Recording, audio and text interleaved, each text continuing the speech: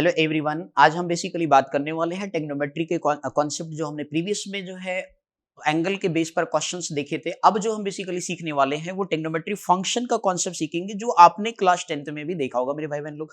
तो अब उसी पर हम जो है आगे इस पर बात करेंगे। टेक्नोमेट्री फंक्शन जो बेसिकली वहां पे हमने सीखा था साइन थीटा, कॉस थीटा और टेन थीटा, और फिर उनके रेसिप्रोकल भी हमने सीखे थे। साइन का रेसिप्रोकल कोसेक थीटा, आपका टेन का रेसिप्रोकल कॉट थीटा, और इसके बाद जो है सेक आपका कॉस का रेसिप्रोकल क्या होता है, सेक थीटा होता है। ये हमारे वहां पे क्या थे सर, ट्रिग्नोमेट्रिक रेशियोज के नाम से जाने जाते थे। लेकिन हम यहाँ 11th क्लास में जो है ट्रिग्नोमेट्रिक फंक्शन के बारे में जानेंगे मेरे भाई बहन लोग, ये बात आप ध्यान में रखेंगे। अब इसके बाद जो है सर जी आगे ध्यान से देखिएगा मेरे भाई बहन लोग, बहुत ही बेसिक मींस ट्रिग्नोमेट्रिक फंक्शन थोड़ा सा आपने देखा तो वहां पे ये भी सीखा था कि जो हमारा ट्रिग्नोमेट्रिक रेशियोज था सर वो राइट एंगल ट्रायंगल पर बात करते थे। किस पे बात किए थे सर जी? राइट बेसिक कॉन्सेप्ट से बात करने वाले हैं भाई, ऐसे नहीं कि मतलब ऊपर ऊपर बात करेंगे, बिल्कुल एकदम बेसिक्स टू अब तक चलेंगे, ध्यान से बस सीखना है।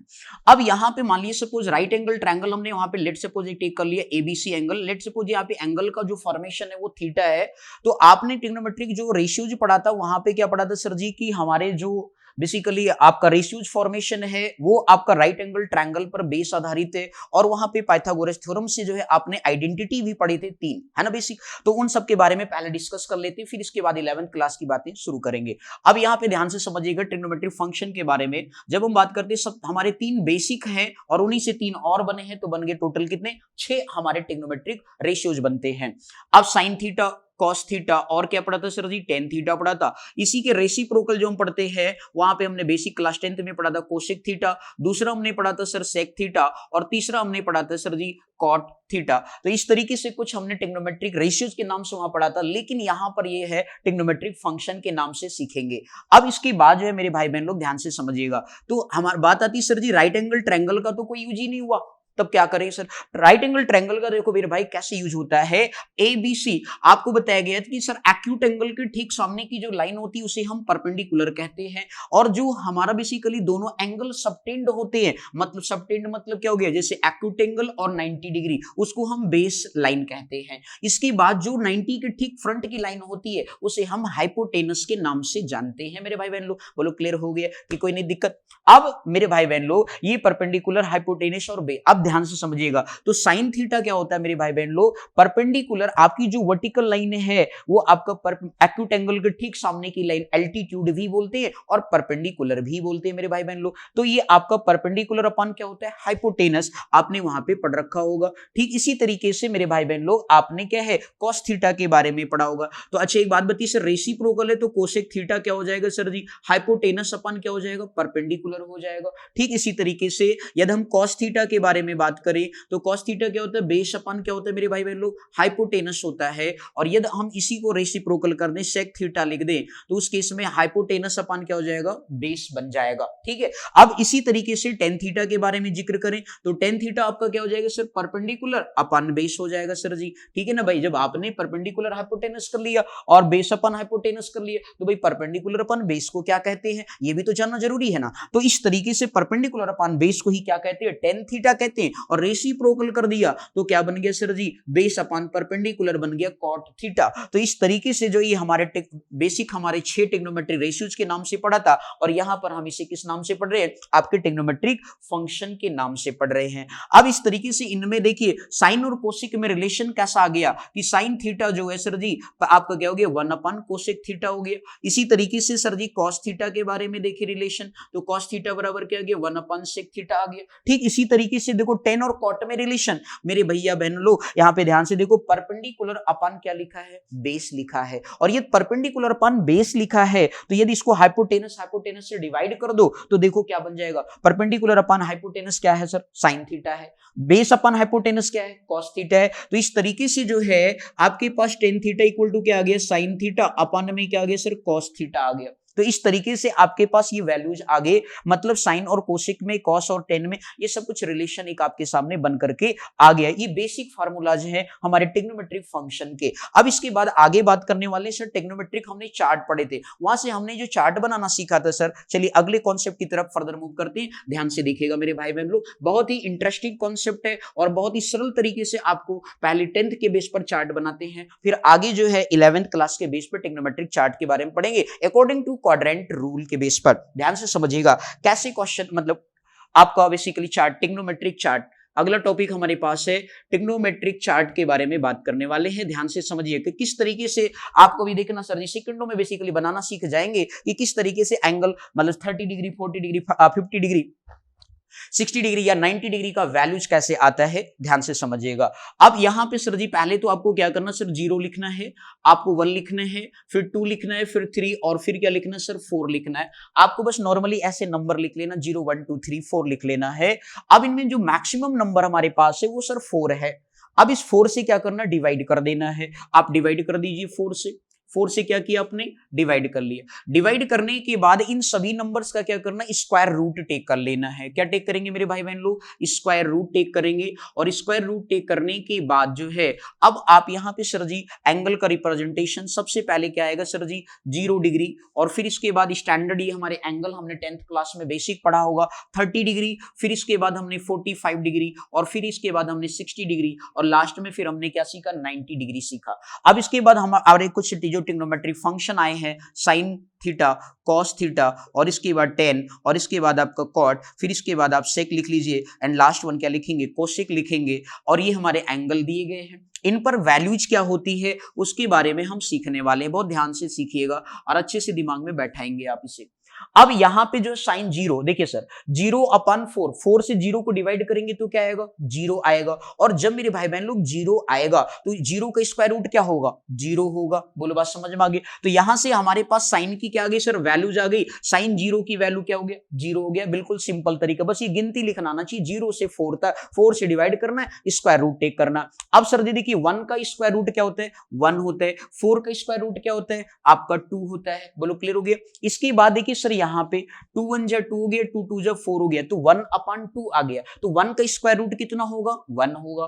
2 का स्क्वायर रूट कितना होगा मेरे भाई बहन लोग, √2 होगा। क्लियर। अब इसके बाद सर जी यहाँ पे देखिए 3 इज ए प्राइम नंबर, ये 3 प्राइम नंबर है तो स्क्वायर रूट उसका एज इट इज मतलब √3 हो जाएगा। 4 का स्क्वायर रूट कितना हो गया, 2 हो गया।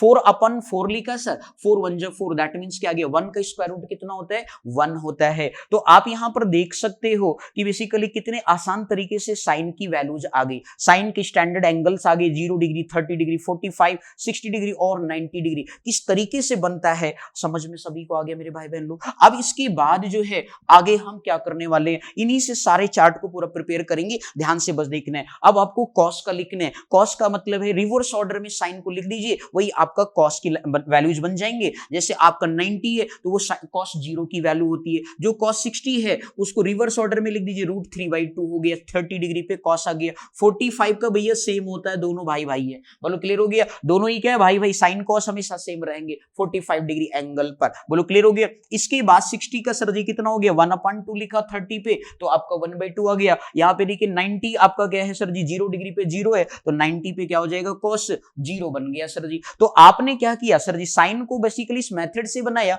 बाकी जो है सर जी साइन का रिवर्स कर दिया तो कॉस बन गया। बोलो क्लियर हो गया।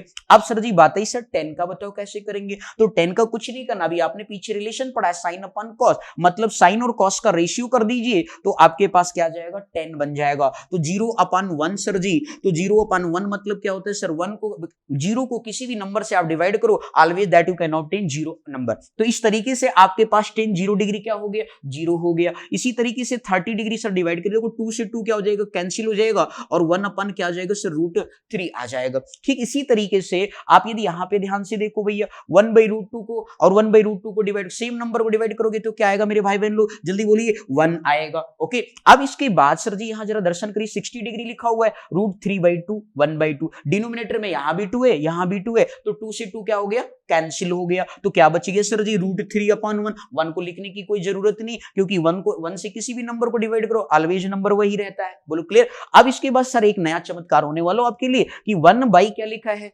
0 लिखा हुआ है। 1/0 का मतलब क्या होता है, 0 को से किसी भी नंबर को डिफाइंड करोगे वो भैया कभी डिफाइन नहीं होता, उसे क्या बोलते हैं, अनडिफाइंड बोलते हैं। और अनडिफाइंड का सिंबल होता है इनफाइनाइट। भैया देखो 8 को जैसे 8 बनाते हो वैसे बस इसी को हॉरिजॉन्टल बना दो, कुछ ऐसे चमत्कार कर दो तो आपका अनडिफाइंड सिंबल हो गया तो आपको ध्यान रखना है कि 1/0 is not defined, that means उसे बोलते हैं अनडिफाइंड, और अनडिफाइंड का सिंबल है इनफाइनाइट। बात समझ में आ गई? तो ये आपको ध्यान में रखना है। तो 1090 आपके पास आ चुका है। क्या होता है सर, एक नया सिंबल आया इन समझिएगा। अब कॉट का हमें बनाना है, कॉट कैसे बनेगा चलिए समझिए, बहुत ही सिंपल तरीका। जैसे हमारे पास हमने साइन का लिखा था, कॉस का रिवर्स मतलब साइन का रिवर्स किया तो कॉस आ गया। अब साइन और कॉस का रेशियो किया तो 10 बन गया। अब मेरे भाई 10 का क्या करिए, जो 10 की वैल्यू है उसी को रिवर्स ऑर्डर में राइट डाउन करिए तो आपके पास कॉट आ जाएगा। तो यहां पे क्या हो गया सर जी, इनफाइनाइट हो गया, अनडिफाइंड आएगा। देखो सर जी, कॉस अपन साइन होता है, आप यहां देख सकते हो 0 अपन मतलब 1/0 करोगे तो अनडिफाइंड आएगा, ऐसे भी देख सकते हो, लेकिन रिवर्स ऑर्डर करो ज्यादा बेस्ट होगा।